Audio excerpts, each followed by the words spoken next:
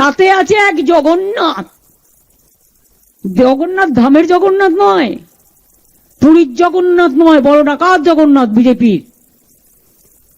জগন্নাথের থ্রুতে টাকা যায় শুভেন্দু অধিকারীর কাছে, আর শুভেন্দু অধিকারীর থ্রুতে টাকা যায় অমিত শাহর কাছে।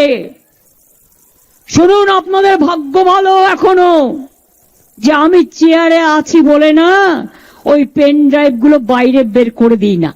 বেশি লাগালে কিন্তু বলে দিচ্ছি, আমার কাছে সব পেন ড্রাইভ করা আছে, আমি কিন্তু ভান্ডা ফাঁস করে দেবো।